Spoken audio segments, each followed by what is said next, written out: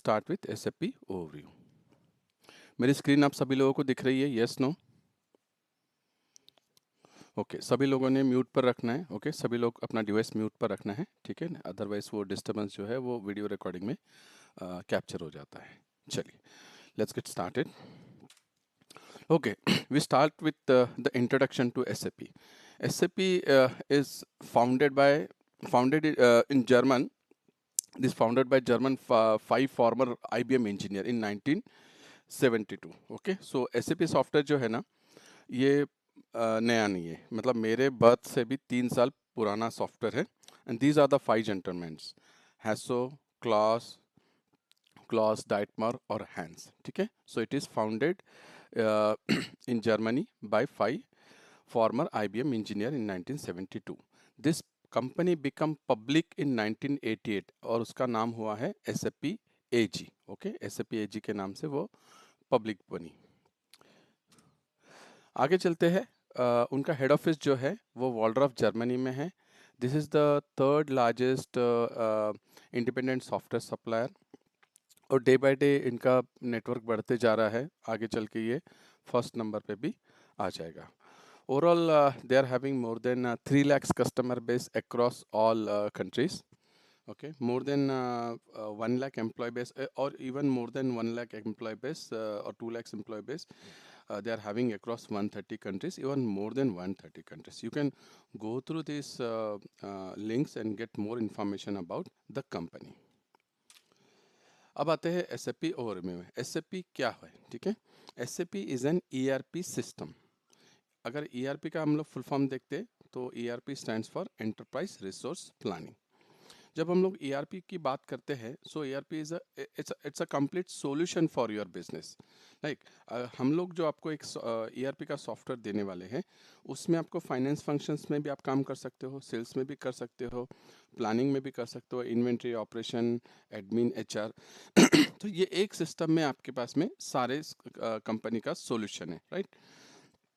दूसरा, अगर हम लोग अगर एग्जांपल लेते हैं मोबाइल का, ठीक है, सो पहले कैसा था? मोबाइल से केवल हम लोग मैसेजिंग कर सकते थे और कॉलिंग कर सकते थे. Now mobile is everything.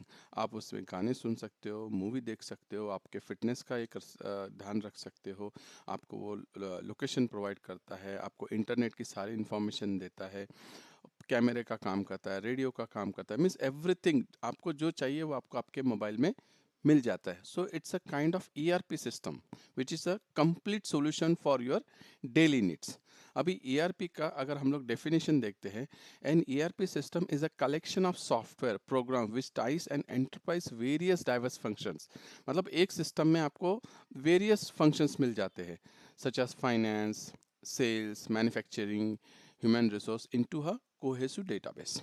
ठीक है, SAP का भी अपना एक फुल फॉर्म है. SAP stands for system application and product in data processing. SAP stands for system application and product in data processing. Okay, अच्छा, इसको हम लोग we will always call it as SAP. इसको SAP बोलेंगे, इसको SAP नहीं बोलेंगे. ओके, जर्मन में SAP का मतलब होता है फूल, बुद्धू. ओके, अगर मान लीजिए आपका इंटरव्यू चल रहा है और आप SAP बोल रहे हो, तो हो सकता है आपका इंटरव्यूअर जो है नाराज हो जाए आपसे और आपका जो सिलेक्शन प्रोसेस है वो इम्पैक्ट कर जाए.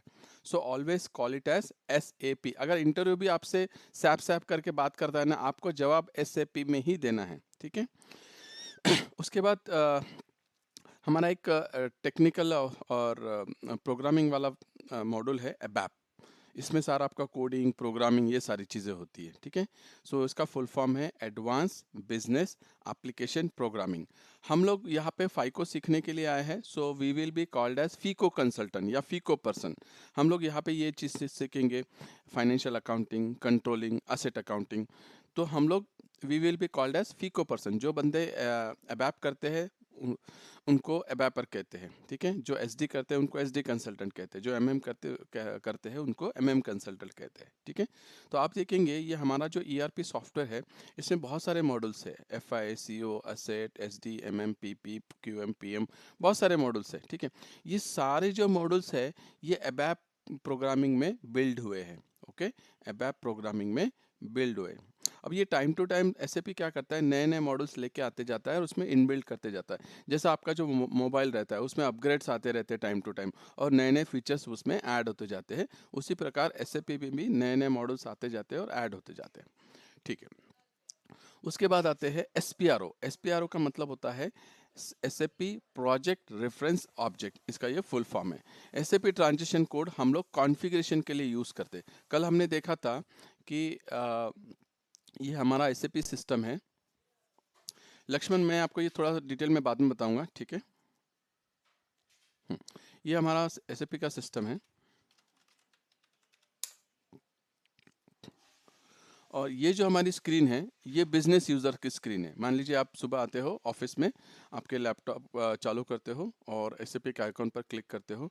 आपका एसएपी का आइकॉन क्या है, ये वाला आइकॉन है, इसके ऊपर आप क्लिक करते हो तो आप एसएपी में चले जाते हो, ठीक है। तो आपका एरिया कौन सा है, ये वाला है, फाइनेंस अकाउंटिंग वाला। इसको एक्सपांड करते हैं, फाइनेंशियल अकाउंटिंग में जाते हैं, अकाउंट रिसीवेबल में जाते हैं, डॉक्यूमेंट एंट्री में जाते हैं, और ये हम लोग एक कस्टमर इनवाइस पोस्टिंग की स्क्रीन में पहुंच गए। तो अभी यहाँ पे ये सैमसंग टीवी लिमिटेड कंपनी आई है, हम लोग इसमें पोस्टिंग कर रहे हैं। तो ये कंपनी आई कैसे, तो उसके लिए हमने कल क्या किया था, एक मास्टर ट्रांजिशन कोड यूज़ किया था। और यहाँ पे ये जो फील्ड है ना, दिस इज कमांड फील्ड। ये जो फील्ड है ये कमांड फील्ड, यहाँ पे आप जो भी कमांड टाइप करोगे वो आपका सिस्टम एग्जीक्यूट कर देगा, ठीक है। तो इसमें अगर आप SPRO ये डालते हैं, एंटर करते हैं, तो आप देखेंगे इसका स्क्रीन चेंज होगा, ये दूसरे स्क्रीन में चला गया।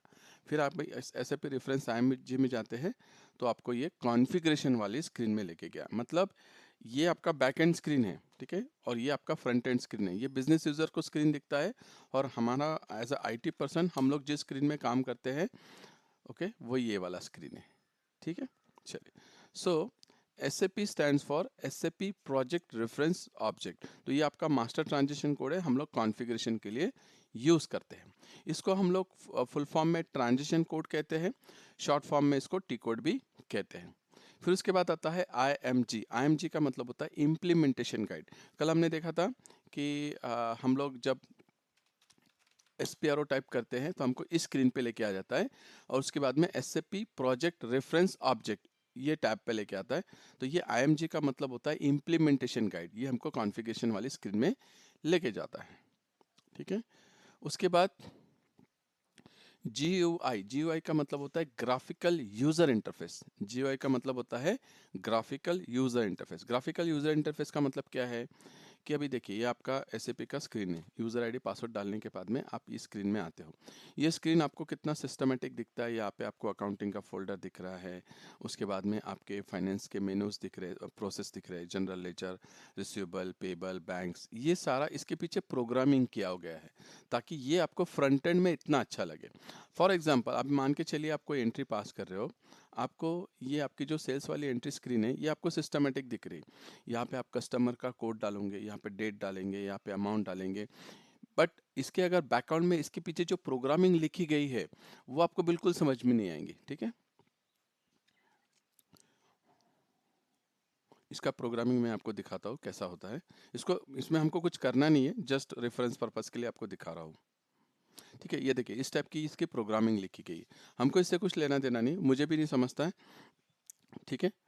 सो कहने का मतलब ये है, इतना प्रोग्रामिंग लिखने के बाद में, ओके, और बहुत सारा है उसमें, इतना प्रोग्रामिंग लिखने के बाद में आपका जो फ्रंट एंड स्क्रीन होता है ना वो इस टाइप से दिखता है। That is called GUI, graphical user interface. हमको अच्छा दिखना चाहिए, उसके हिसाब से वो स्क्रीन डिजाइन की गई। दूसरा एग्जांपल हम लोग टीवी का लेते हैं। हम लोग टीवी जैसा ऑन करते हैं, बहुत कलरफुल पिक्चर्स वगैरह वगैरह हमको दिखते हैं, आवाज साउंड वगैरह अच्छा आता है, लेकिन बैकएंड में क्या रहता है, पिक्चर ट्यूब रहता है, आईसीज रहती है, बहुत सारे सॉफ्टवेयर हार्डवेयर, ये वायर्स वगैरह ये सारी चीज़ें रहती है, लेकिन फ्रंट एंड में हमको बहुत अच्छी स्क्रीन दिखती है। That is called GUI, graphical user interface, ठीक है। उसके बाद IDES, IDES stands for internet demonstration and evaluation system. Internet demonstration and evaluation system, हम लोग जिस सॉफ्टवेयर में ट्रेनिंग लेने वाले हैं, ओके, हम लोग जिस सॉफ्टवेयर में ट्रेनिंग लेने वाले हैं वो हमारा IDES सिस्टम है, demo system, SAP demo system, ठीक है। Internet demonstration and evaluation system, ठीक है। यहाँ तक चीजें आपको समझ में आ रही है? Yes, no? ठीक है, चलिए। इस अच्छा, और एक चीज़ है, ये मैं आपको केवल इन्फॉर्मेशन पर्पस के लिए बता रहा हूँ, इस पे हमको काम नहीं करना है। कल भी मैंने आपको बताया था कि ये सिर्फ मैं आपको कि एसएपी का बैकग्राउंड क्या है, हमको जो मेन काम करना है वो हमको अकाउंटिंग से रिलेटेड काम करना है। ये बैकग्राउंड मतलब आपके पास में टेक्निकल इन्फॉर्मेशन रहना चाहिए। कल जाके अगर मान लीजिए आप किसी प्रोजेक्ट में काम करते हो और आप उस मीटिंग में बैठे हो और कुछ इस टाइप के डिस्कशंस होते हैं, तो ऐसा नहीं रहना चाहिए कि आप एकदम ब्लैंक हो, आपको कुछ भी समझ में नहीं आ रहा, ऐसा नहीं होना चाहिए। ठीक है, तो इसलिए मैं आपको बैकग्राउंड दे रहा हूँ। ये प्रेजेंटेशन भी मैं आप लोगों के साथ में शेयर करूंगा। ओके, आगे चलते हैं। अभी एसएपी का हम लोग आर्किटेक्चर समझते हैं, एसएपी का आर्किटेक्चर काम कैसा करता है। ठीक है, तो आर्किटेक्चर में ये अच्छा, इस जैसा ये एसएपी है, SAP stand for SAP system application and product in data processing, उसका ये फुल फॉर्म है। Okay, R for real time. Real time का मतलब क्या है? मान लीजिए आप इंडिया में बैठे हो, ये बंदा अमेरिका में बैठा है, ये बंदा आपका ऑस्ट्रेलिया में बैठा है, ये बंदा मान लीजिए जर्मन में बैठा हुआ। आपने इंडिया में एक एंट्री पोस्ट की है सिस्टम में, उसी समय इमीडिएटली रियल टाइम में वो अमेरिकन बंदा भी आपकी एंट्री देख पाएगा, ऑस्ट्रेलियन भी देख पाएगा और जर्मन भी देख पाएगा। सो आर फॉर रियल टाइम मतलब अभी ये सारा सॉल्यूशन हमारा जो है वो इंटरनेट बेस है। आप जीमेल का अगर एग्जांपल लेते हो, तो आपका जीमेल अकाउंट आप आपके घर पे बैठ के देखो, या मान लीजिए आप कहीं कोल्हापुर सोलापुर चले गए हो, या फिर आप अमेरिका चले गए हो, आपका जीमेल अकाउंट आपके साथ में है, कहीं पर भी आप देख सकते हो। ठीक है, ओके। उसके बाद इसका जो थ्री का मतलब होता है,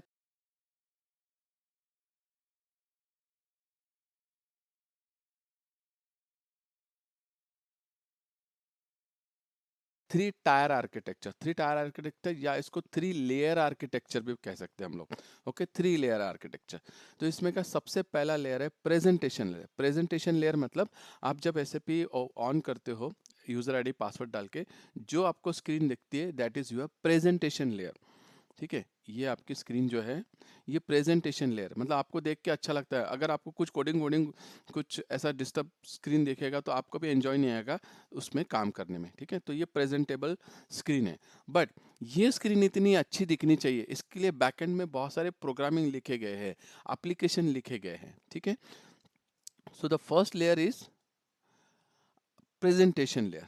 ठीक है, उसके बाद का लेयर है सेकंड लेयर, मतलब ये स्क्रीन आपकी, ये प्रेजेंटेशन लेयर है। ठीक है, आपने यूजर आईडी पासवर्ड डाल दिया, इसको हम लोग एसएपी GUI भी बोलते हैं, GUI, ग्राफिकल यूजर इंटरफेस। ठीक है, अब ये इतना अच्छा दिखने के लिए इसके बैकएंड में बहुत सारे एप्लीकेशन लिखे गए।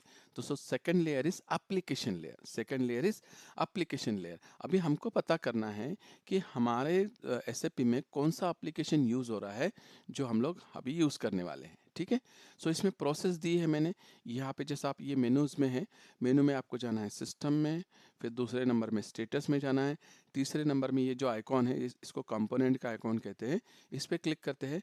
चौथे नंबर में आपको ये टैब में जाना है इंस्टॉल प्रोडक्ट वर्जन, और पांचवें नंबर में आपको ये दिखेगा कि आपका जो सॉफ्टवेयर है, आपका जो एसएपी है उसका वर्जन ये है। ठीक है, इसका नाम है EHP 7 फॉर SAP ERP 6.0।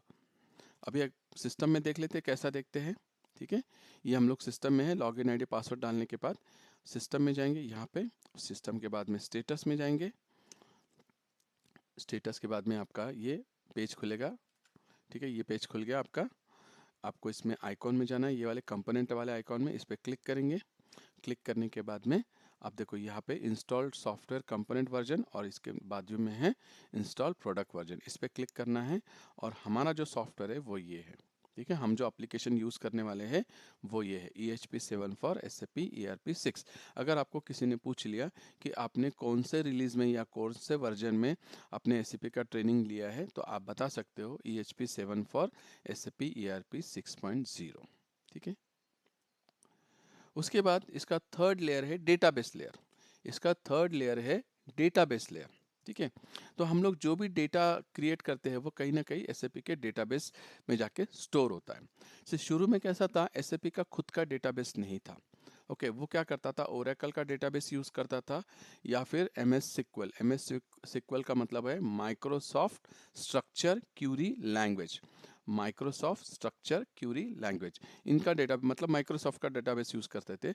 अभी एसएपी के पास में अपना खुद का डेटाबेस आ गया है, हाना डेटाबेस। ठीक है, तो हमारे सिस्टम में कौन सा डेटाबेस मैप है वो कैसा देखेंगे, फिर से वही प्रोसेस फॉलो करना है। सिस्टम में जाना है, स्टेटस में जाना है, और हमको इसके पहले हम लोगों ने ये कंपोनेंट वाले आइकॉन पे क्लिक किया था। ठीक है, उसी के जस्ट नीचे में ना डेटाबेस आपको मिल जाता कि आपका डेटाबेस सिस्टम कौन सा है। सिस्टम में देखेंगे,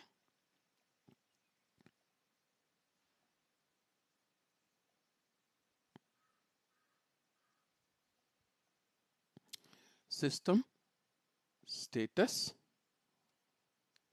और ये देखिए आपका डेटाबेस है एमएस सिक्वल। ठीक है, आगे चलते हैं। तो हमने क्या देखा, सिस्टम का आर्किटेक्चर। आपका जो आर्किटेक्चर है 3 टायर आर्किटेक्चर है। First layer is presentation layer, second layer is application layer. Presentation layer मतलब आप यूज़र जिसमें काम करता है, ठीक है, ग्राफिकल यूज़र इंटरफेस जिसमें यूज़र काम करता है। एप्लीकेशन लेयर मतलब जो स्क्रीन आप देख रहे हो उसके पीछे बहुत सारे एप्लीकेशन लिखे गए हैं, तो second layer is application layer. और आप जो भी डेटा क्रिएट कर रहे हो वो कहीं ना कहीं डेटाबेस में जाके स्टोर हो रहा है, तो third layer is database layer. ठीक है, presentation layer, application layer and database layer. ये समझा कि आपको, यस नो?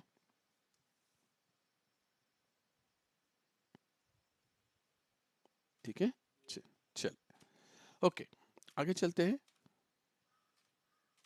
ओके, अभी तक एसएपी में कौन से वर्जन आए हैं? सो एसएपी में SAP R3 4.6C, enterprise 4.7, ECC 5.0, ECC 6.0। हम लोग जो पढ़ रहे हैं वो ECC 6.0 पढ़ रहे हैं। ECC का मतलब होता है एंटरप्राइज सेंटर कंपोनेंट। आगे चलेंगे, अभी हम लोग एसएपी के कुछ बेसिक कमांड पढ़ेंगे। ठीक है, एसएपी के कुछ बेसिक कमांड पढ़ेंगे। सबसे पहला कमांड जो है वो है स्लैश एन। स्लैश एन, अब स्लैश एन क्या करता है इसका अगर डेफिनेशन पढ़ेंगे, बैक टू ओरिजिनल स्क्रीन और exit present screen and open new screen. चलिए, तो अभी सिस्टम में चलेंगे। ठीक है, एक बार बाहर निकल जाता हूँ। ठीक है, सो आपके सिस्टम में एसएपी इंस्टॉल करने के बाद में ऐसा एक आइकॉन जनरेट होगा, उसके ऊपर आपको डबल क्लिक करना है। डबल क्लिक करने के बाद में आपको यहाँ पे ये कनेक्शंस दिखेंगे। आपको ये कनेक्शंस कैसा क्रिएट होता है मैं गाइड करूँगा। इसमें डबल क्लिक करना है आपको। ठीक है, उसके बाद सिस्टम आपका यूज़र आईडी पासवर्ड मांगेगा, तो आपको यूज़र आईडी पासवर्ड प्रोवाइड किया जाएगा। एंटर। ठीक है, अब ये आपका यूज़र वाला स्क्रीन आ गया। ठीक है, अभी मैं इसमें कोई एक एंट्री पोस्ट करने की कोशिश कर रहा हूँ। मान लीजिए मैं अकाउंटिंग में जा रहा हूँ, फाइनेंशियल अकाउंटिंग में जा रहा हूँ, और एक कोई जेवी एंट्री पास कर रहा हूँ। अभी आपको एंट्री एंट्री पर ध्यान नहीं देना है, आपको ध्यान देना है केवल ये जो कमांड्स है इसी के ऊपर। ओके, मैं कोई एक एंट्री पास कर रहा हूँ।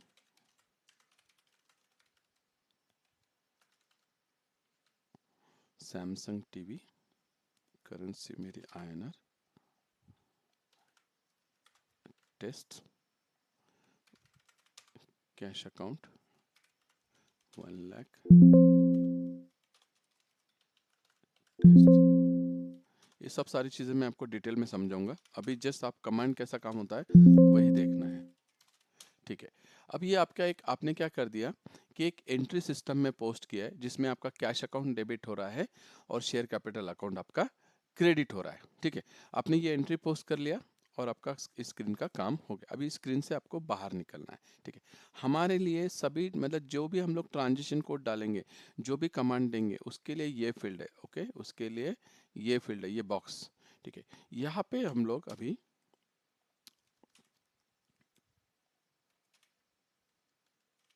ओके, यहाँ पे हम लोग ये कमांड देंगे स्लैश एन। स्लैश एन क्या करता है, बैक टू ओरिजिनल स्क्रीन।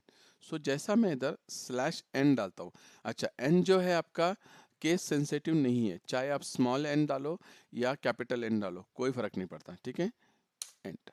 जैसा आप लोग स्लैश एन डालते हो तो सिस्टम ने क्या किया, बैक टू ओरिजिनल स्क्रीन, आपकी जो ओरिजिनल स्क्रीन थी वहां पे वापस आ गया। ठीक है, दूसरा, अगर आप स्लैश एन के साथ में कोई और एक कमांड देते हो, मान लीजिए FBL3N वाला कोई एक कमांड दे दिया, तो वो क्या करेगा, exit present screen and open new screen. फिर से चलते हैं यहाँ पे। अभी देखो आपको क्या, आपने क्या किया, यहाँ पे कुछ इंफॉर्मेशन डाली। ओके, और आपने आपका ये एंट्री रेडी कर लिया। आपका एंट्री रेडी हो गया। ठीक है, आपको अगर बाहर निकलना था, आपने क्या किया, स्लैश एन डाला इधर और इस स्क्रीन से आप बाहर निकल गए। अभी उसी समय आपको दूसरा एक कोई रिपोर्ट रन करना है, तो आप क्या करोगे, यहाँ से बाहर निकलोगे, फिर आप FBL3N वाला कमांड डालोगे और इस स्क्रीन में जाओगे। तो इतना ना करते हुए आप क्या कर सकते हो, इतना ना करते हुए आप क्या कर सकते हो, मान लीजिए आप इस स्क्रीन में हो, यहीं पर आप स्लैश एन मतलब वो बाहर निकलेगा। उसके बाद यहीं पे हम दूसरा कमांड देते FBL3N, या तो इसको कैपिटल में थोड़ा आपको अच्छे से दिखना चाहिए इसलिए FBL3N। तो सिस्टम क्या करेगा, पहला स्लैश एन कमांड पढ़ेगा, ओके, स्लैश एन कमांड पढ़ेगा और उसके बाद वाला जो कमांड है वो पढ़ लेगा। तो ये क्या करेगा, यहीं से दूसरी रिपोर्ट में चला जाएगा। प्लेन स्लैश एन डालेंगे तो क्या होगा, बाहर निकाल देगा, ये आपकी फ्रंट एंड जो पहली वाली स्क्रीन है ओरिजिनल स्क्रीन में लेके आएगा। बट अगर उसके साथ में अगर आप कोई कमांड देते हो /FBL3N, तो ये क्या करेगा, इस स्क्रीन में से बाहर निकल के दूसरी स्क्रीन में चला जाएगा। Enter. Okay, so what it says, simple slash N डालेंगे तो बैक टू ओरिजिनल स्क्रीन, और स्लैश एन के साथ में कोई और कमांड डालेंगे तो एग्जिट प्रेजेंट स्क्रीन से निकल जाएगा एंड ओपन न्यू स्क्रीन। पहला कमांड समझ में आया आपको, यस नो?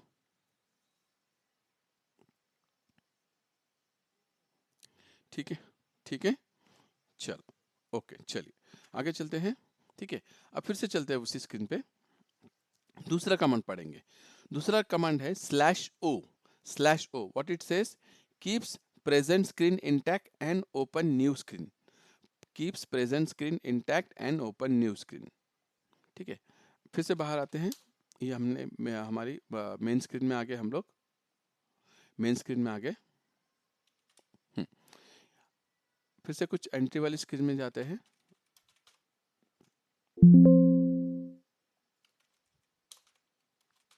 अब मान लीजिए यहाँ पे आपने कुछ काम किया, ये आपने एंट्री रेडी की, ओके, आपने ये एंट्री रेडी की, ठीक है, और इसमें आपने आधा पौन घंटा खर्चा किया और आपको ये अभी आगे इसके ऊपर काम करना है। उसी समय आपका मैनेजर आता है और आपको बोलता है, भाई ये तू सब चीज़ें बाजू रख, मुझे एक इम्पॉर्टेंट रिपोर्ट देखना है, वो रिपोर्ट मुझे तू पहले बता। ठीक है, अब अगर मान लो मैं इधर /n कर देता हूँ, /n कर दूंगा तो क्या होगा, जितनी इन्फॉर्मेशन मैंने डाली है ये अभी तक सेव नहीं हुई है, तो /n डालूंगा तो ये अनसेव हो जाएंगी और ये स्क्रीन से मैं बाहर निकल जाऊंगा, तो मैंने अभी आधा घंटा जो मेहनत किया है वो वेस्ट हो जाएगा। तो मुझे ये स्क्रीन भी चाहिए और मेरे मैनेजर ने मुझे जो रिपोर्ट मांगा है वो भी चाहिए। तो उसके केस में मैं क्या कर सकता हूँ, उसके केस में मेरे पास में दूसरा कमांड है /O।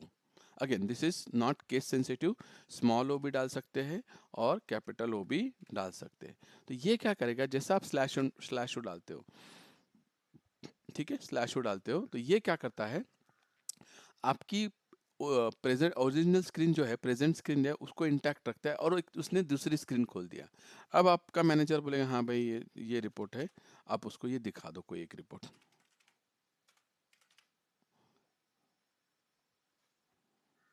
ठीक है, ये उसके एक मान लीजिए कैश अकाउंट की कोई रिपोर्ट देख लिया उसने। ठीक है, तो ये /O कमांड क्या करता है, keeps present screen intact and open new screen. ठीक है, समझ में आ गया /O? Yes no? फिर से बताओ।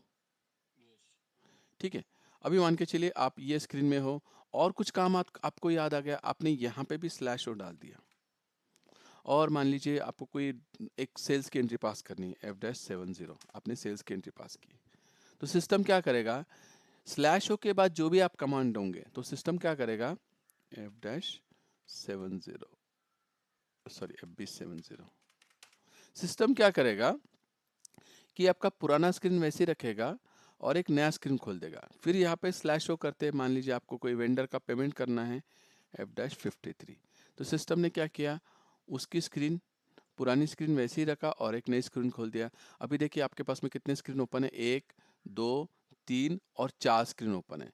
फिर से आपको कुछ काम याद आ गया, मान लीजिए आपको कस्टमर का पेमेंट रिसिप्ट की एंट्री करना है, /O F-28,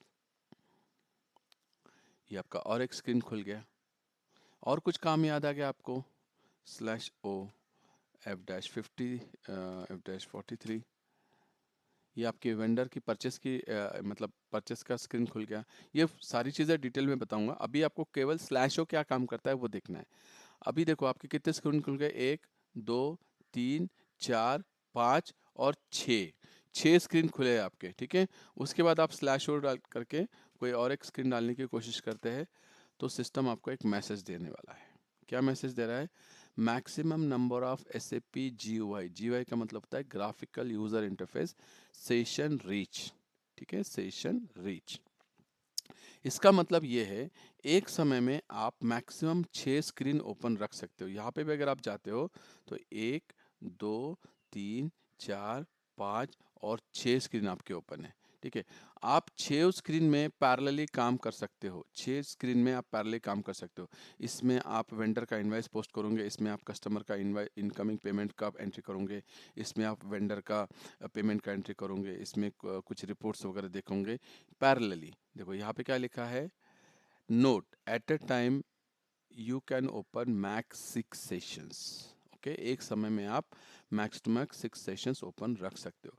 आप ये आपको सर्टिफिकेशन आप करोगे तो उस समय भी ये क्वेश्चंस आता है, आपका इंटरव्यूअर भी आपको ये क्वेश्चन पूछ सकता है कि एक समय में मैक्सिमम हम लोग कितने स्क्रीन ओपन रख सकते हैं। तो हम लोग maximum we can keep open 6 session, उसके ऊपर ज़्यादा सिस्टम अलाउ नहीं करता है। और इसमें पैरेलली आप काम कर सकते हो, ठीक है। स्लैश ओ का मतलब समझ में आ गया? Yes, keeps present screen intact and open new screen, yes no,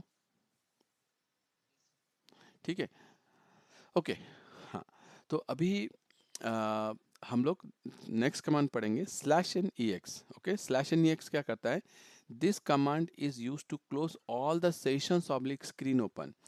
अभी मुझे मेरे 6 स्क्रीन ओपन है तो यहाँ पे विंडो के सारे कमांड्स चलते हैं, कॉपी पेस्ट कट वह सब चलता है।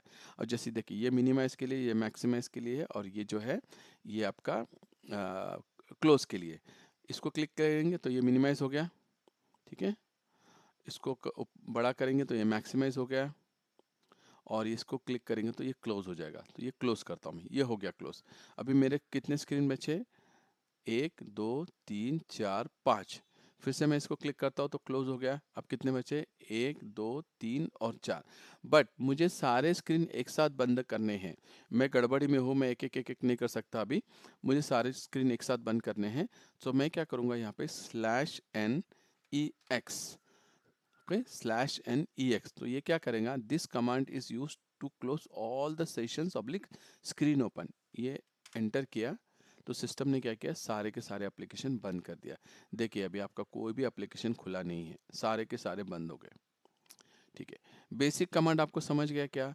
/n अगर हम लोग डालते हैं तो back to original screen, /n के साथ में कोई और कमांड डालते हैं तो ओरिजिनल वो क्या करता है, जो आपने नया कमांड दिया है उसको एक्सेप्ट करता है, exit present screen and open new screen. /o command डालते हैं तो keeps present screen intact and open new screen. एक समय में आप मैक्सिमम 6 स्क्रीन ओपन रख सकते हो, ठीक है। /NEX टाइप का कमांड देते हो तो आपके जितने भी सेशंस मतलब जितने भी स्क्रीन ओपन है सारे के सारे वो क्लोज कर देगा। बेसिक कमांड समझ में आ गया आपको? Yes no?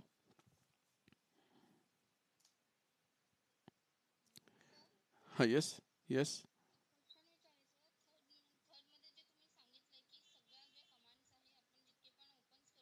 हम्म।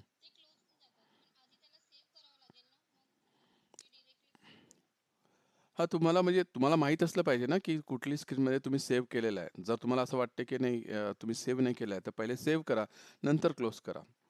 मग तुम्हाला असं वाटतं की हां, त्या स्क्रीनमधला डाटा राहिला पाहिजे, तर तुम्ही इंडिव्हिज्युअली प्रत्येक स्क्रीन क्लोज करा. ठीक है? हाँ, और किसी को कोई क्वेश्चन? ठीक है, चलिए आगे बढ़ते हैं। अभी हम लोग ट्रांसपोर्ट मैनेजमेंट समझेंगे, ठीक है। ट्रांसपोर्ट मैनेजमेंट क्या होता है? अच्छा, ये भी मैं आपको सिर्फ अंडरस्टैंडिंग पर्पस के लिए बता रहा हूँ, इसमें आपको ज़्यादा काम करना नहीं है, ठीक है। ट्रांसपोर्ट मैनेजमेंट क्या होता है? अब कोई एग्जांपल लेते हैं, मान लीजिए हमारे टीम में से कोई एक बंदा ले लेते, चलिए सोनम का एग्जांपल लेते हैं। सोनम को एक कंपनी में जॉब लगी है, ठीक है।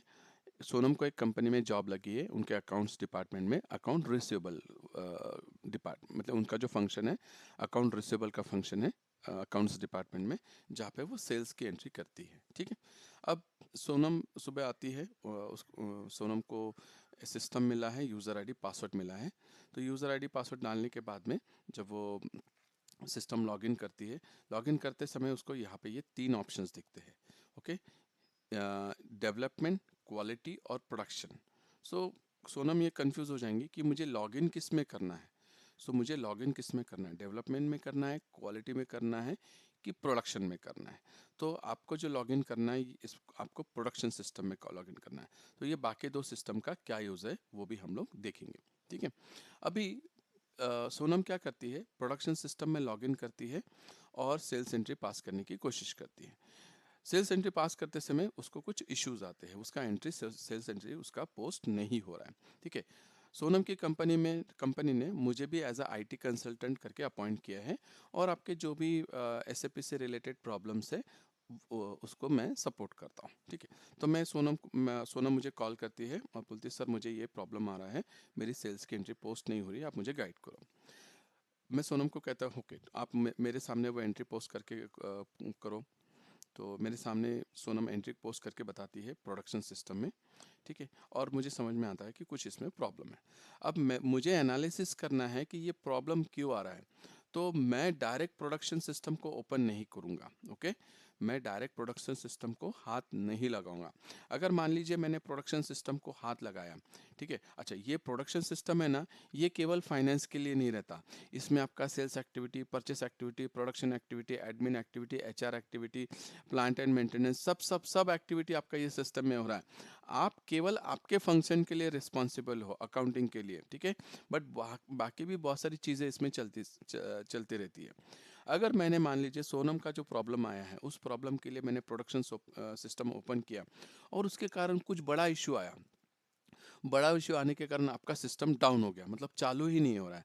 तो उससे क्या होगा, ना आपका प्रोडक्शन हो पाएगा, ना आपकी एचआर एक्टिविटी हो पाएंगी, ना प्लांट मेंटेनेंस एक्टिविटी हो पाएंगी। मतलब आपका बिजनेस ठप हो जाएगा जब तक वो सिस्टम ऑन नहीं होता है। ठीक है, तो मैं प्रोडक्शन सिस्टम को डायरेक्ट ली ओपन नहीं करता हूँ, मैं प्रोडक्शन सिस्टम को हाथ नहीं लगाता हूँ। उसके लिए मेरे पास में 2 पैरेलल सिस्टम है। ठीक है, क्वालिटी सिस्टम और डेवलपमेंट सिस्टम। तो जो सेटिंग प्रोडक्शन सिस्टम में है वही सेटिंग मुझे क्वालिटी सिस्टम में भी मिलती है, और वही सेटिंग मुझे डेवलपमेंट सिस्टम में भी मिलती है। तो क्वालिटी सिस्टम टेस्टिंग पर्पस के लिए होता है। तो मैं क्या करता हूँ, क्वालिटी सिस्टम में लॉगिन डालता हूँ, लॉगिन आईडी पासवर्ड डालता हूँ। मुझे तीनों सिस्टम में, मी एज आईटी कंसल्टेंट, मुझे तीनों सिस्टम में मेरा यूज़र आईडी पासवर्ड क्रिएटेड रहता है। तो मैं क्वालिटी सिस्टम में लॉगिन करता हूँ और वहाँ पे वो एंट्री पोस्ट करने की कोशिश करता हूँ, और फिर कुछ एनालिसिस करने के बाद में मुझे समझ में आता है कि कुछ सेटिंग मिसिंग है, जिसके कारण वो एंट्री पोस्ट नहीं हो रही है। ठीक है, तो अभी मुझे कुछ कॉन्फ़िगरेशन सेटिंग करना है, तो उसके लिए मेरे पास में सिस्टम है डेवलपमेंट सिस्टम। उसके लिए मेरे पास में सिस्टम है डेवलपमेंट सिस्टम। सो मैं डेवलपमेंट सिस्टम में जाता हूँ। डेवलपमेंट सिस्टम में क्या होता है, ये कंसल्टेंट का और या टेक्निकल पर्सन का, मतलब फुल्ली मेरा रिस्पॉन्सिबिलिटी है डेवलपमेंट सिस्टम का। इस सिस्टम में क्या होता है, बग फिक्सिंग, इशू फिक्सिंग। ठीक है, तो consultant fixes the issue in development system and make sure the functionality is working as per business requirement. मैं क्या करता हूँ, डेवलपमेंट सिस्टम में सोनम को जो प्रॉब्लम आ रहा था, वो प्रॉब्लम का एनालिसिस करके उसका मैं फिक्सिंग कर देता हूँ। मतलब जो भी मिसिंग सेटिंग है वो सेटिंग मैं बराबर कर लेता हूँ। उसके बाद मैं अपने लेवल पे वो टेस्ट करके देखता हूँ कि सेल्स एंट्री पास हो रही कि नहीं हो रही। Okay, consultant fixes the issue in development system and make sure the functionality is working as per business requirement. इसके अलावा डेवलपमेंट सिस्टम में हम लोग enhancement, new development, new functionality, मतलब जो भी डेवलपमेंट आपको करना है वो सारा आप डेवलपमेंट सिस्टम में करते हो। ठीक है, नया कंपनी क्रिएट करना है, कुछ सेटअप करना है, सारी चीज़ें आप डेवलपमेंट सिस्टम में करते हो। Consultant will do the configuration in development system and make sure the functionality is working as per business requirement. आपके बिजनेस ने बोला कि एक मुझे रिपोर्ट बना के देना है जो आपके स्टैंडर्ड सिस्टम में नहीं है, तो मैं उसके लिए भी आप डेवलपमेंट सिस्टम में आऊँगा। कहने का मतलब जो भी मुझे डेवलपमेंट करना है, जो भी मुझे कॉन्फ़िगरेशन करना है, वो मैं डेवलपमेंट सिस्टम में करूँगा। ठीक है, okay. Once the development oblique configuration is made, मैंने जैसा ही सिस्टम में वो कॉन्फ़िगरेशन किया और सेव करने गया। Okay, once the development oblique configuration is made, system generates transport oblique request number. System क्या करता है, एक नंबर जनरेट करता है. जैसा ही मैं ये डेवलपमेंट सेव करता हूँ, तो सेव करते समय वो पूछता है कि ये चेंजेस जो है उसके लिए एक नंबर जनरेट करता है, that is called transport number या रिक्वेस्ट नंबर. ये ऑटोमेटिकली सिस्टम अपना खुद का नंबर देता है, आपको मैन्युअली डालने की ज़रूरत नहीं. ठीक है, तो इसमें वो उस नंबर में वो जो आपने चेंजेस किए वो सेव हो जाते हैं. ठीक है, consultant moves the transport oblique request number. अभी क्या हो गया है कि आपने जो कॉन्फ़िगरेशन किया था, आपने जो सेटिंग किया था डेवलपमेंट सिस्टम में, वो इस नंबर में भी सेव हो गए हैं. तो कंसल्टेंट क्या करता है, consultant moves the transport oblique request number. आपने जो भी चेंजेस किए थे इस नंबर में सेव हो गए. ये नंबर को वो क्या करते हैं, ये मूव करते हैं.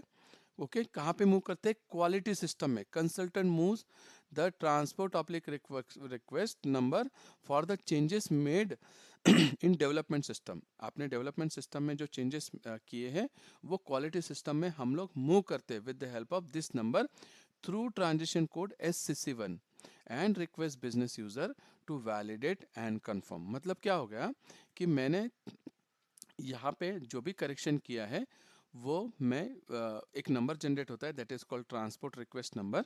वो नंबर के थ्रू मैं वो चेंजेस सारे क्वालिटी सिस्टम में मूव करता हूँ.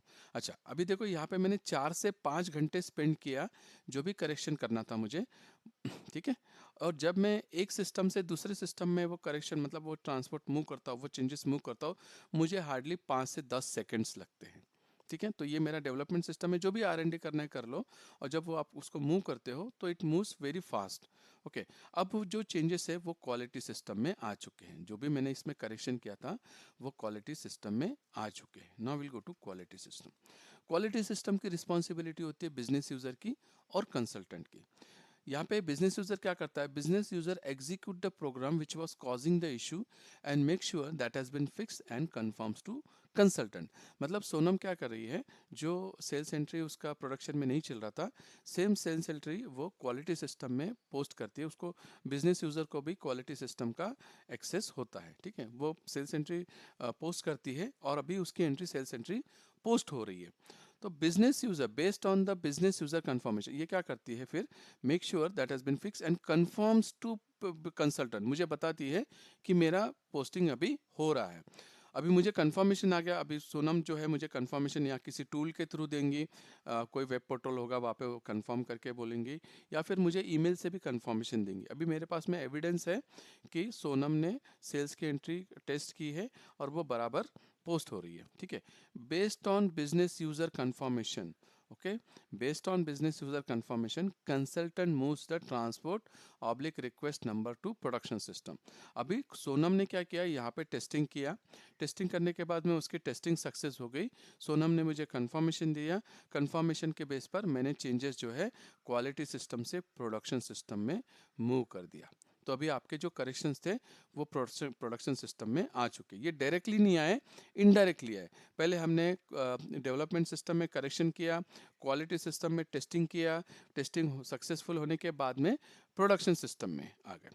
अच्छा, अगर मान लीजिए यहाँ पे सोनम टेस्टिंग कर रही है, फिर टेस्टिंग उसका फेल हो रहा है किसी कारणवश से. ठीक है, टेस्टिंग सक्सेस नहीं हुआ, फिर वो मुझे बताती है सर मेरा टेस्टिंग हो नहीं रहा है, मेरा डॉक्यूमेंट पोस्ट नहीं हो रहा है. फिर मैं डेवलपमेंट सिस्टम में जाऊँगा, फिर करेक्शन करूँगा, फिर मैं क्वालिटी में चेंजेस मूव करूँगा. तो जब तक क्वालिटी सिस्टम में टेस्टिंग सक्सेस नहीं होता है तब तक हम लोग ये दो सिस्टम में काम करते रहेंगे.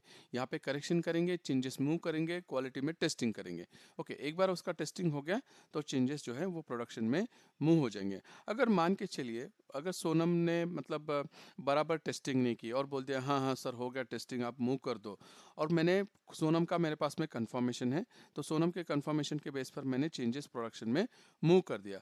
मूव करने के बाद में एक ना तो वो एंट्री बराबर पोस्ट हो रही है और कुछ बड़ा प्रॉब्लम आ गया उसके कारण बड़ा प्रॉब्लम आ गया और आपका सिस्टम ठप हो गया, चालू ही नहीं हो रहा है, कुछ एरर आ गया. ठीक है, तो उसके लिए मैं रिस्पॉन्सिबल नहीं रहूँगा. आपने टेस्टिंग बिजनेस यूजर ने टेस्टिंग बराबर नहीं की तो business user is answerable for that. ठीक है। तो आपको टेस्टिंग करते समय बहुत अच्छे से टेस्टिंग करना है क्वालिटी में।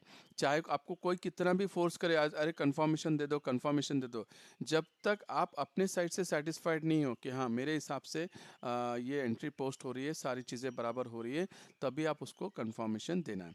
अभी चेंजेस प्रोडक्शन सिस्टम में आगे। प्रोडक्शन सिस्टम आपका लाइव सिस्टम है। ओके, यहाँ पे आपका real time entries are posted and financial reports are generated. This is how your transport management process works. ये चीजें समझ ये चीजें समझ में आ गई कि आपको? Yes, no? ठीक है। अच्छा, तो अभी आते हैं हम लोग हमारे सिस्टम में। ठीक है।